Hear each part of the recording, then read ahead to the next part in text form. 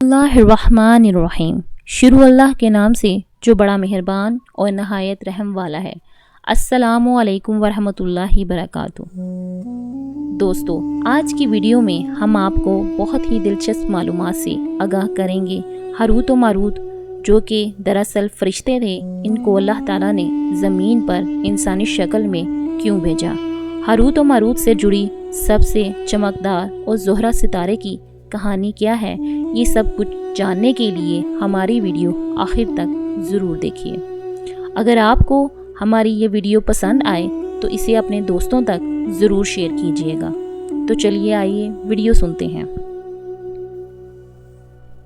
دوستو، اسم اعظم کا لفظ پہلے قصص القرآن میں لیا گیا، چاہے بابل میں بھی یہ استعمال ہوا۔ حضرت آدم علیہ السلام اور حضرت اماں حوا علیہ السلام کو جب زمین پر بھیجا گیا اور پھر نسل انسانی میں رفتہ رفتہ اضافہ ہوتا گیا تو فرشتوں نے انسانوں کے گناہ دیکھتے ہوئے اللہ تعالیٰ کی بارگاہ میں توبہ کی اور کہا، یا باری تعالیٰ، یہ کیسے لوگ ہیں؟ انہیں تو نے اپنے زمین میں اپنا نائب بنا کر بھیجا گیا تھا۔ وہ تو قتل و غارت کرتے ہیں، زنا کرتے ہیں، جھوٹ بولتے ہیں، تیرے ساتھ شریک ٹھہراتے ہیں۔ اے اللہ، تو نے اگر ہمیں اپنی زمین میں نائب بنا کر بھیجتا تو ہم ہر حال میں تیری عبادت کرتے اور تیرے ساتھ کسی کو شریک نہ ٹھہراتے۔ اللہ تعالیٰ نے فرشتوں سے فرمایا، میں اب تمہیں زمین پر اتارتا ہوں، تم اپنے چند نمائندوں کو پیش کرو جو زمین پر جا کر حالات کا مشاہدہ کر سکیں۔ چنانچہ فرشتوں نے 3 فرشتوں کا ایک گروہ اللہ تعالیٰ کی بارگاہ میں پیش کیا جنہیں زمین پر بھیجا جانا تھا۔ جب یہ تینوں فرشتے اللہ تعالیٰ کی بارگاہ میں پیش ہوئے تو ایک فرشتے نے عاجزی کا اظہار کیا، جن کے بعد 2 فرشتے جن کا نام ہاروت و ماروت منقور ہے، انہیں اللہ تعالیٰ نے اسم اعظم سکھا کر ان میں نفسانی خواہشات پیدا فرما کر ملک بابل میں اتار دیا۔ ہاروت و ماروت بابل میں بادشاہ کے محل کے نزدیک ایک اجڑے ہوئے محل میں اتارے گئے۔ یہ اجڑا ہوا محل اسیب زدہ مشہور تھا اور اس سے بے شمار واقعات کو منسوب کیا جاتا تھا۔ ہاروت و ماروت خود انسانی شکل میں اتارے گئے تھے۔ انہوں نے اپنا قیام اس اجاڑ محل میں کیا۔ ہاروت و ماروت سارا دن شہر میں گھومتے پھرتے رہتے اور رات میں اس محل میں آ کر قیام پذیر ہوتے۔ ہاروت و ماروت کو انسانی زندگی نہایت عجیب سی لگی۔ صبح ہوتے ہی ہر شخص اپنے پیٹ کی خاطر بھاگ دوڑ شروع کر دیتا۔ ہاروت و ماروت جس وقت بابل میں اتارے گئے اس وقت بابل میں شداد خاندان کی حکومت تھی۔ بادشاہ خود پرست تھا، اس کی بے شمار بیویاں تھیں۔ بادشاہ کی اول بیوی میں سے ایک حسین و جمیل بیٹی پیدا ہوئی، جس کے علاوہ بادشاہ کی کوئی اور اولاد نہ تھی۔ شہزادی کا نام بطروکا تھا، جو اکثر و بیشتر بیمار رہتی تھی۔ ایک روز شہزادی بطروکا اپنے محل میں صحیح سلامت سوئی ہوئی تھی کہ حسب معمول صبح کے وقت کنیزیں اٹھانے آئیں۔ جب انہوں نے شہزادی بطروکا کا دروازہ کھٹکھٹایا تو اس نے دروازہ نہ کھولا۔ ان کنیزوں نے بادشاہ کو اطلاع دی کہ شہزادی اپنے کمرے کا دروازہ نہیں کھول رہی۔ بادشاہ نے اپنے وزراء کے مشورے سے شہزادی کے کمرے کا دروازہ توڑنے کا حکم دیا۔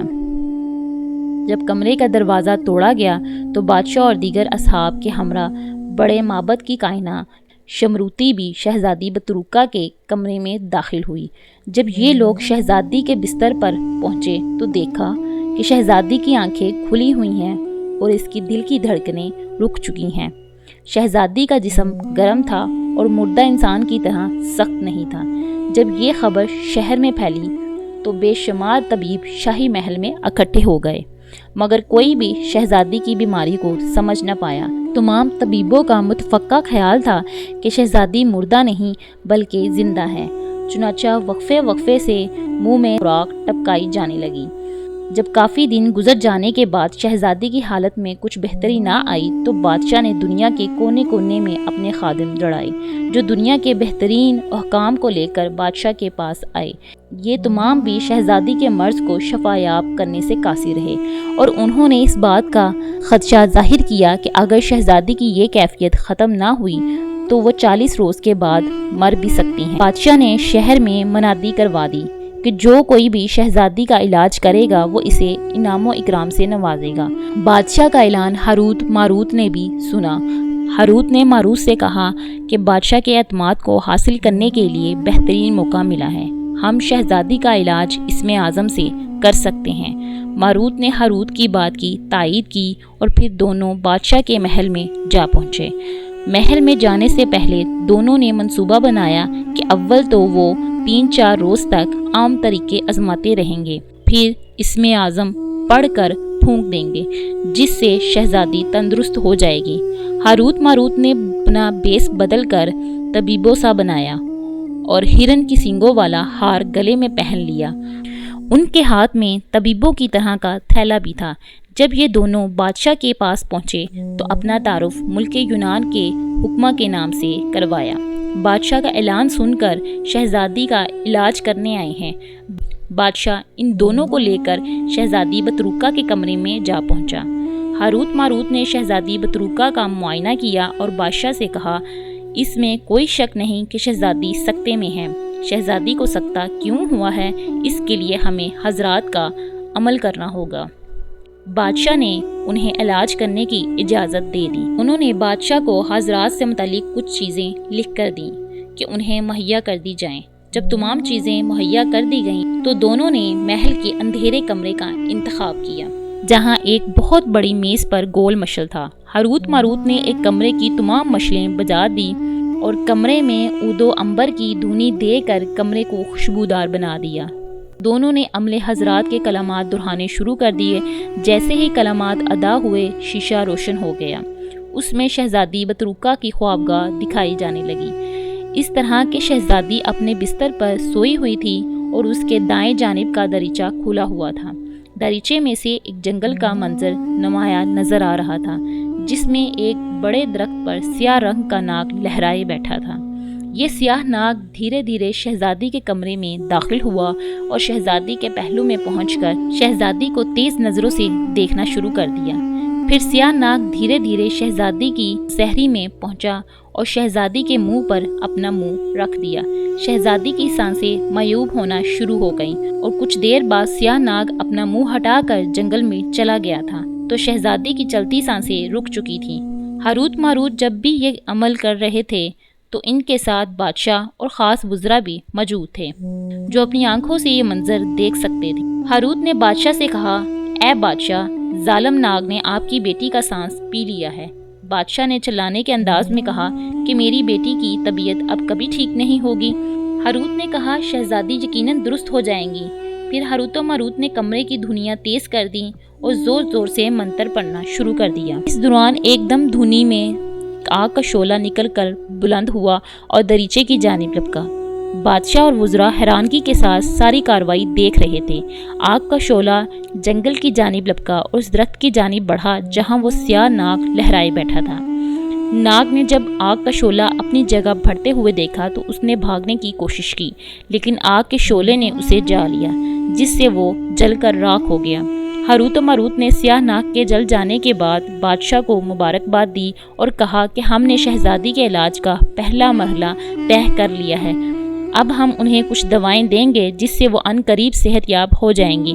اگلے روز ہاروت و ماروت نے چاندی کے 4 پتیلیاں منگوا کر ان کے پیندے میں سوراخ کیا اور ان کو ایک سٹینڈ پر لگا کر شہزادی کے چہرے پر نصب کر دیا۔ ان پتیلیوں کے سوراخوں سے دوا کے قطرے شہزادی کے منہ پر ٹپکائے جانے لگے۔ ہاروت و ماروت برابر شہزادی کے سرہانے موجود تھے۔ اسی دوران بادشاہ کچھ دیر کے لیے شہزادے کی کمرے میں آتا اور ان کو دیکھ کر چلا جاتا۔ چوتھے روز ہاروت نے عود و عنبر کی دھونیاں سلگائی اور کمرے میں ان کی دھونیاں دینے لگے۔ دھونی کے ساتھ ساتھ ہاروت شہزادی کے سرہانے اور ماروت شہزادی کے پاؤں کی جانب کھڑے ہو کر منتر پڑھنا شروع کر دیا۔ ہاروت ماروت بظاہر منتر لیکن وہ اسم اعظم پڑھ رہے تھے۔ انہوں نے اسم اعظم پڑھنے کے بعد شہزادی کے جسم پر ہاتھ لگایا تو شہزادی کا جسم تڑپنا شروع ہو گیا۔ ہاروت و ماروت نے اسم اعظم جاری رکھا۔ شہزادی کچھ دیر تڑپنے کے بعد اٹھ کر بیٹھ گئی۔ بادشاہ نے خوشی سے جھومتے ہوئے بیٹی کو گلے لگا لیا۔ شہزادی نے ارد گرد ہجوم دیکھا تو حیرانگی سے پوچھا کہ یہ کیا ماجرا ہے؟ تو بادشاہ نے کہا، تم کچھ بیمار ہو گئی تھی اس لیے یہ سب یہاں کٹھے ہوئے ہیں۔ تو پھر بادشاہ نے اپنی بیٹی کی صحت کی خوشی کے لیے جشن رکھا۔ اگلے روز جشن شروع ہوا۔ بادشاہ نے ہاروت و ماروت کو انعام و اکرام سے نوازنا چاہا تو دونوں نے انکار کر دیا۔ جشن میں ایک رقاصہ زہرہ بھی شامل تھی۔ جب اس رقاصہ نے نیم حلیہ لباس میں اپنا رقص شروع کیا تو ہاروت و ماروت اس پر فریفتہ ہو گئے۔ ان دونوں نے مل کر منصوبہ بنانا شروع کر دیا کہ زہرہ کو کس طرح حاصل کیا جائے۔ بالآخر دونوں اس بات پر متفق ہوئے کہ زہرہ کی رہائش گاہ پر جا کر اس سے حال دل بیان کیا جائے۔ اپنے اس منصوبے کے مطابق دونوں اگلے روز زہرہ کی رہائش گاہ پر پہنچ گئے۔